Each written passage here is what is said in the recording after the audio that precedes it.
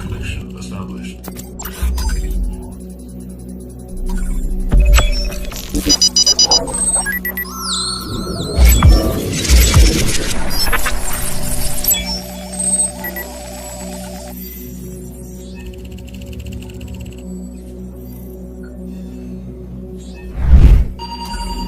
Access granted.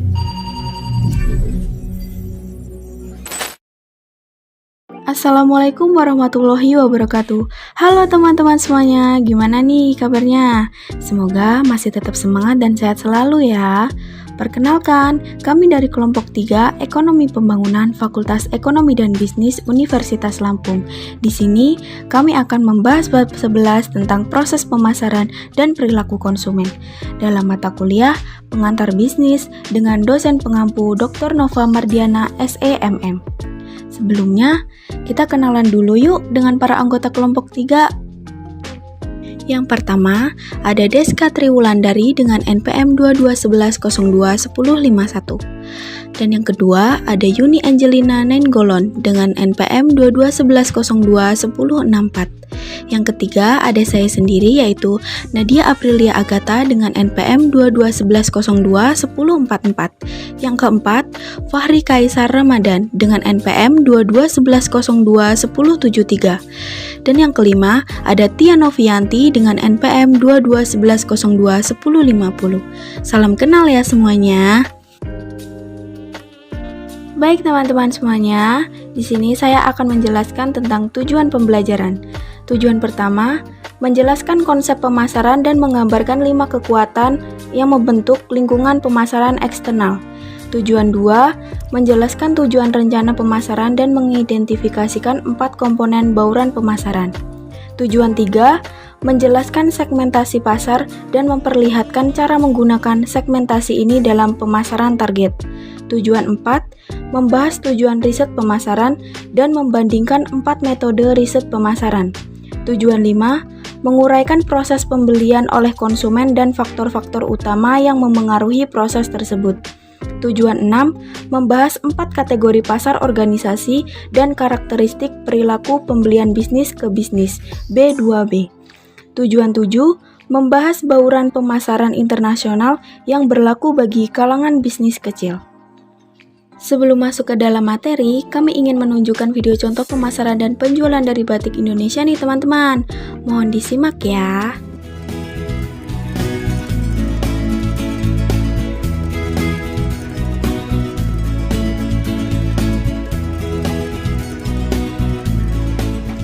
Sobat blogger, setelah kain-kain batik bermotif bola-bola ini selesai kita buat, tentunya akan langsung dipasarkan.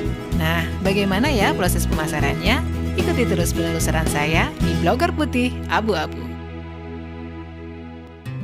Tempat apa ya, Bu? Nah, ini showroomnya. Ya, kita tempat memasarkan hasil produk yang tadi itu. Oh, seperti itu Ya, Bu, ya. Ibu menjual dengan berapa cara, Bu? Ya, caranya bermacam-macam. Kita akalnya supaya untuk menarik konsumen itu kita memang harus jeli ya. Harus banyak cara yang kita gerakkan. Selain kita memasarkan di tempat ini, juga kita harus punya pergaulan di luar.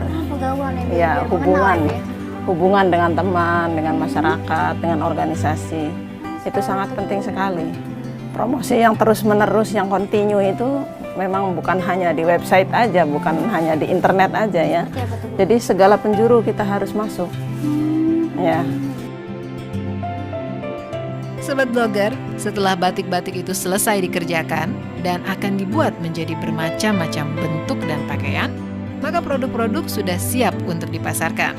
Produk batik sendiri dapat dipasarkan dengan berbagai cara, mulai dengan menjual di toko milik sendiri, dengan memajang display di depan toko, agar calon pembeli penasaran dan masuk ke dalam toko, atau menjual batik pada penjual grosir yang saat ini sangat marak berkembang di mana-mana. Dan para pembeli pun akan banyak berdatangan. Asalkan produk batik yang kita buat mampu disukai oleh konsumen. Sementara bagi kebanyakan pengrajin batik, seperti narasumber kita ini, banyak menggunakan media online, baik sebagai alat promosi maupun penjualan langsung atau toko online. Cara ini terbilang mudah serta murah karena dengan sendirinya akan mampu menerobos pasar internasional. Peluang pasar yang ada sebenarnya sudah merupakan modal yang cukup besar untuk mengembangkan usaha kerajinan batik. Peluang pasar saat ini adalah batik mulai disukai oleh berbagai kalangan dan berbagai usia.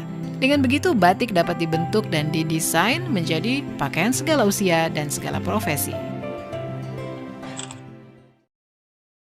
Tujuan yang pertama dalam mempelajari bab ini adalah memahami apakah pemasaran itu. American Marketing Association mendefinisikan pemasaran sebagai kegiatan serangkaian penerapan dari proses penciptaan, pengkomunikasian, penghantaran, dan pertukaran yang memberikan nilai bagi pelanggan, klien, mitra, dan masyarakat secara luas. Menghantarkan nilai. Nilai adalah perbandingan relatif antara manfaat produk dibandingkan dengan biaya. Manfaat tidak saja mencakup fungsi-fungsi yang diberikan produk yang bersangkutan, tetapi juga kepuasan emosional terkait dengan kepemilikan, pengalaman, atau kehadiran produk tersebut. Nisbah yang sederhana tetapi penting bagi nilai produk dalam menghitung nilai, yaitu manfaat dibagi biaya. Demi memuaskan pelanggan, perusahaan dapat melakukan 4 hal. Yang pertama, mengembangkan produk yang benar-benar baru yang berkinerja lebih baik, atau memberikan manfaat yang lebih besar ketimbang produk yang sudah ada. Yang kedua, membuka toko yang lebih lama selama musim sibuk, menambah manfaat kenyamanan berbelanja.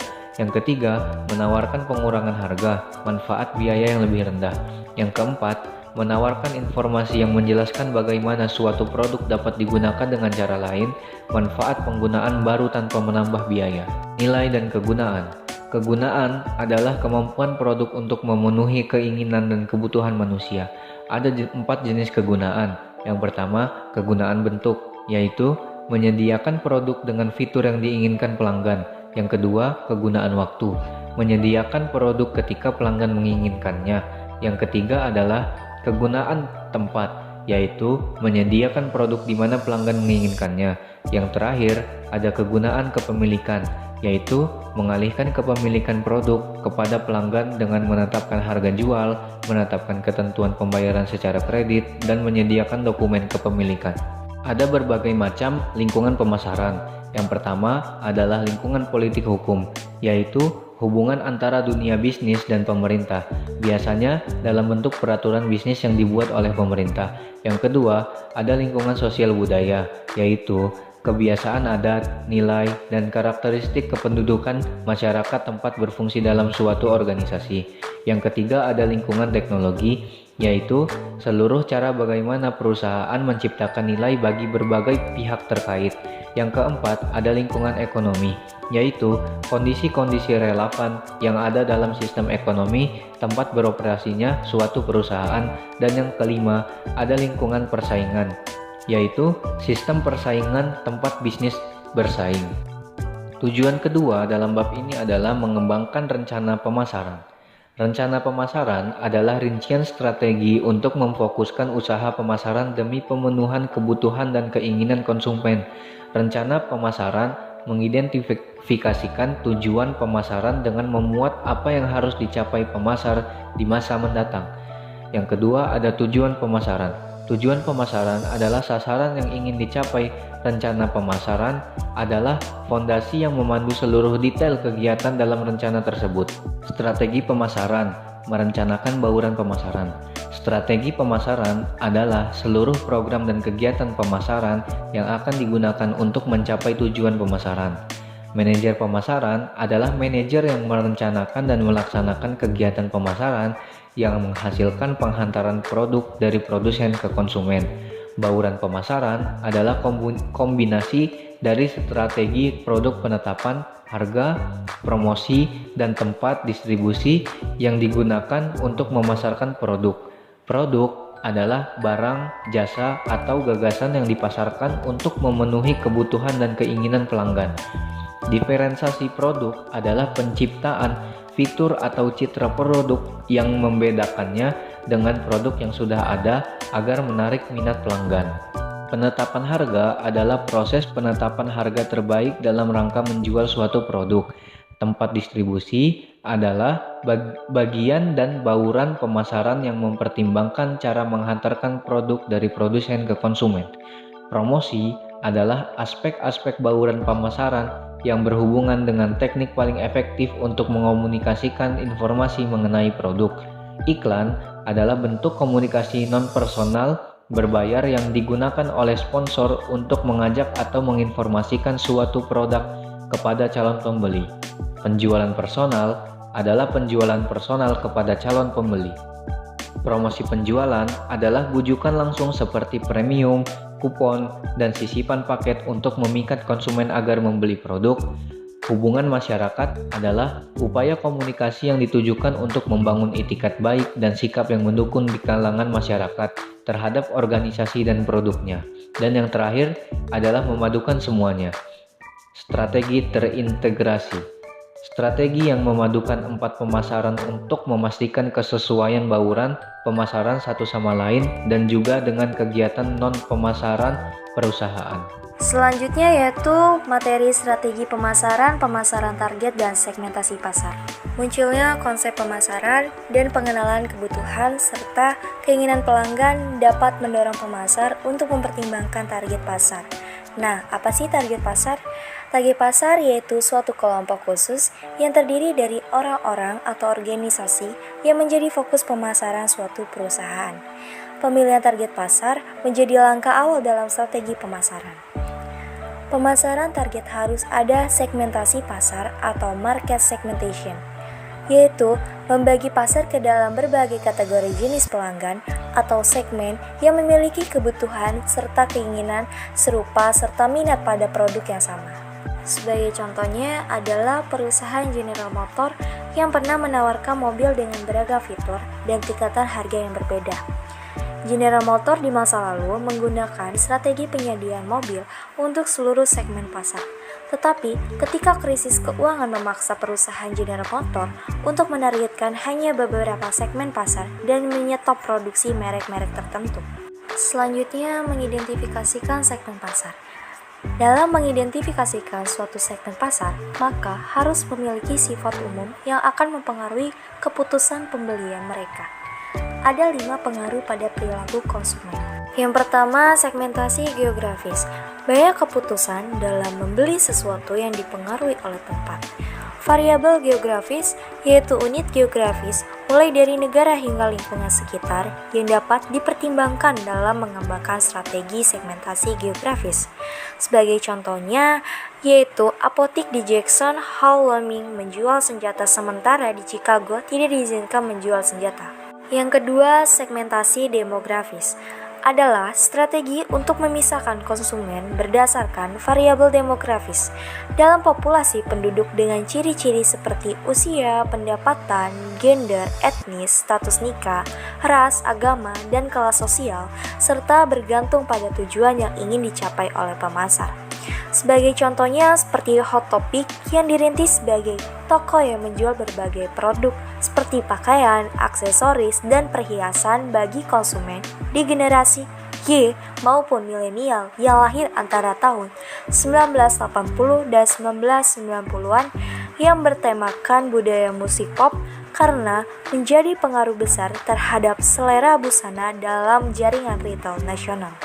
Yang ketiga, ada segmentasi geodemografis, yaitu kombinasi strategi antara geografis dan demografis. Yang keempat, segmentasi psikografis, yang berdasarkan variabel psikografis seperti gaya hidup, minat, kepribadian, dan sikap. Contohnya Burberry dengan jas hujannya, dia menjadi simbol tradisi Inggris sejak tahun 1956 dengan slogan The Iconic British Luxury Brand, sehingga mereknya sudah mendunia seperti Gucci. Yang kelima atau terakhir yaitu segmentasi perilaku, yang menggunakan variabel perilaku dalam pemasangan produk, termasuk dalam bidang-bidang seperti pengguna skala besar, pembeli, situasional, atau tujuan khusus. Selanjutnya yaitu tentang riset pemasaran. Apa itu riset pemasaran? Riset pemasaran yaitu studi mengenai kebutuhan dan keinginan konsumen, serta bagaimana mencari cara terbaik agar dapat memenuhi kebutuhan dan keinginan tersebut, serta menjadi sarana yang sangat berpengaruh dalam memperoleh informasi untuk membuat keputusan. Dalam melaksanakan riset pemasaran, tentunya kita harus melalui proses riset pemasaran. Yang pertama yaitu meneliti situasi saat ini. Kita harus tahu apa yang dibutuhkan dan apa yang harus dilakukan untuk memenuhinya. Yang kedua yaitu memilih metode riset. Dari berbagai macam metode yang ada, pemasar harus mempertimbangkan efektivitas serta biaya dari berbagai pilihan tersebut. Yang ketiga yaitu mengumpulkan data. Dalam mengumpulkan data, kita mempunyai dua jenis data. Yang pertama yaitu data sekunder. Data sekunder merupakan data yang telah tersedia dari penelitian sebelumnya. Yang kedua yaitu data primer. Data primer yaitu data yang baru saja diperoleh dari penelitian yang baru dilakukan. Yang keempat yaitu menganalisis data. Dari data-data yang tidak berguna, pada akhirnya akan disusun menjadi suatu informasi. Yang kelima yaitu membuat laporan. Pada laporan ini harus mencakup pada metodologi penelitian dan juga temuannya. Laporan ini juga harus mengidentifikasikan solusi serta memberikan rekomendasi tindakan. Selanjutnya yaitu metode riset pemasaran. Yang pertama adalah observasi, merupakan pengumpulan data melalui pengamatan dan pencatatan perilaku konsumen. Biasanya menggunakan rekaman kamera langsung, pelacakan komputer, dan juga teknologi elektronik lainnya. Yang kedua yaitu survei, merupakan pengumpulan data konsumen melalui penggunaan kuesioner, telepon, dan juga wawancara langsung. Yang ketiga yaitu kelompok fokus, dengan mengelompokkan sekelompok orang dalam satu lokasi dan diberikan satu persoalan serta diminta untuk membahasnya. Teknik ini memungkinkan peneliti untuk mengeksplorasi persoalan yang terlalu kompleks jika hanya menggunakan kuesioner. Cara ini menghasilkan ide dan solusi yang kreatif. Yang keempat yaitu eksperimen, merupakan suatu metode yang menggunakan sampel dengan konsumen untuk menguji versi produk terbaru atau variasi dari produk lama. Eksperimen dapat memakan biaya tinggi karena biaya dalam membuat situasi eksperimen, mendapatkan responden, membayar responden, dan juga membayar mereka yang melakukan eksperimen tersebut. Selanjutnya yaitu memahami perilaku konsumen. Perilaku konsumen merupakan studi mengenai proses keputusan konsumen yang mendorong mereka untuk membeli dan mengonsumsi berbagai produk. Nah, dari itu ada pun pengaruh-pengaruh pada perilaku konsumen. Yang pertama yaitu pengaruh psikologis, mencakup motivasi individu, persepsi, kemampuan belajar, dan sikap individu tersebut. Yang kedua yaitu pengaruh pribadi, mencakup pada gaya hidup, kepribadian, dan juga status ekonomi. Yang ketiga yaitu pengaruh sosial, mencakup pada keluarga, pemimpin opini, dan juga kelompok rujukan seperti teman, rekan kerja, dan juga kolega seprofesi. Lalu yang keempat adalah pengaruh budaya, mencakup pada budaya, subkultur, dan juga kelas sosial. Oke, selanjutnya yaitu proses pembelian oleh konsumen. Yang pertama yaitu pengenalan masalah atau kebutuhan. Proses ini terjadi ketika konsumen mengenali adanya masalah ataupun kebutuhan. Misalnya, butuh handphone baru untuk mengganti handphone yang lama. Lalu yang kedua yaitu pencarian informasi, memudahkan untuk menghasilkan kumpulan pertimbangan atau pilihan dari sejumlah produk yang akan dibeli. Misalnya dari mencari toko, jenis atau merek, harga, dan juga pendapat orang lain. Yang ketiga yaitu evaluasi alternatif.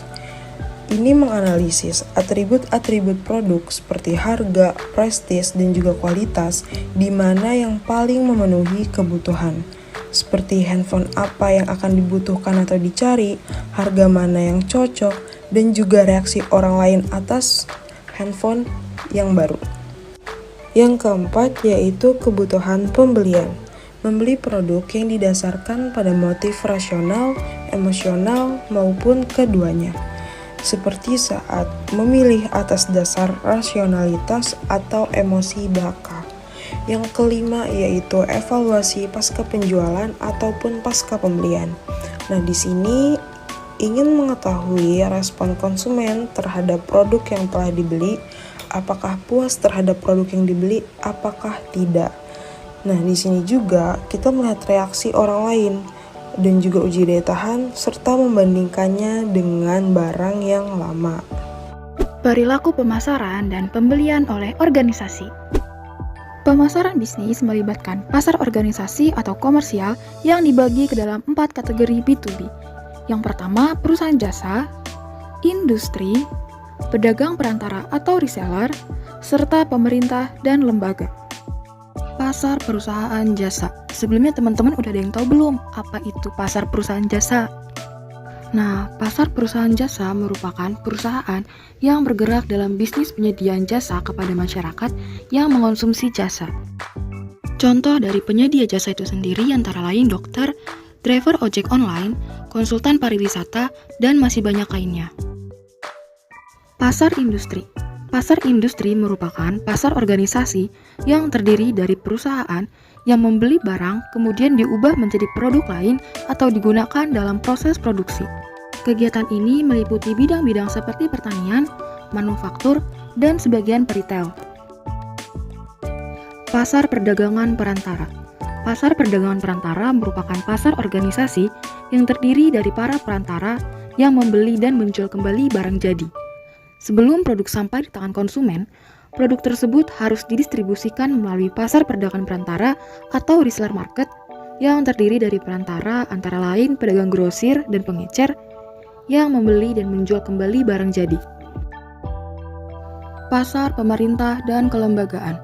Pasar pemerintah adalah pasar di mana terdapat lembaga-lembaga pemerintah seperti departemen-departemen, direktorat, kantor, dan instansi lainnya. Sedangkan pasar kelembagaan ialah pasar organisasi yang terdiri dari pembeli barang dan jasa dari kalangan dan pemerintah seperti rumah sakit, rumah ibadah, museum, dan yayasan amal. Perilaku pembelian B2B. Dalam beberapa hal, perilaku pembelian oleh organisasi tidak serupa dengan praktik pembelian yang dilakukan oleh konsumen.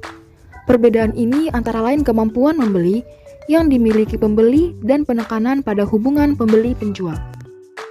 Tidak seperti kebanyakan konsumen, pembeli organisasi melakukan pembelian dalam jumlah besar dan mereka adalah kalangan profesional, ahli, dan memiliki informasi yang baik. Karakteristik pembeli B2B antara lain yang pertama, pembeli industri membeli dalam jumlah besar. Yang kedua, sebagai profesional, pembeli B2B terlatih dalam metode negosiasi tentang ketentuan pembelian. Kemudian yang ketiga, sebagai aturan umum, pembeli industri adalah para pakar perusahaan dan memang memahami dengan baik produk yang dibeli. Hubungan penjual seringkali bersifat tidak personal, berjangka pendek, dan hanya berlangsung sekali waktu. Sebaliknya, situasi B2B seringkali melibatkan hubungan pembeli-penjual yang sering dan berjangka panjang. Perkembangan suatu hubungan jangka panjang memberikan akses bagi kedua belah pihak untuk mengetahui kelebihan teknis dan juga rasa aman karena mengetahui dengan pasti masa depan bisnis kedua pihak. Nah, selanjutnya kita akan membahas media sosial dan pemasaran.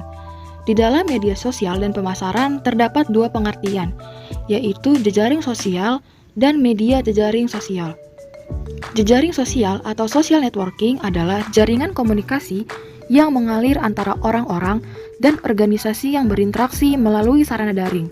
Sedangkan media jejaring sosial merupakan situs web atau saluran akses seperti Facebook, Twitter, LinkedIn, dan YouTube yang merupakan tempat konsumen mencari informasi dan membahas produk. Pemasaran viral dan jejaring sosial.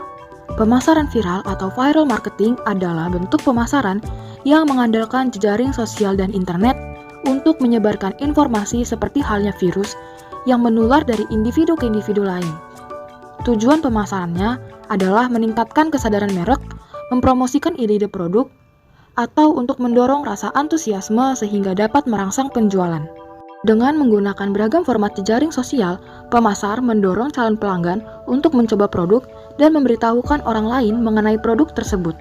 Perusahaan-perusahaan ini sering menggunakan blog perusahaan atau corporate blog untuk keperluan hubungan masyarakat, branding, dan juga menggunakan sarana penyampaian pesan lain yang memantik obrolan mengenai suatu produk ke target pasar. Selanjutnya, kita akan membahas pendapatan berbasis web dengan jejaring sosial.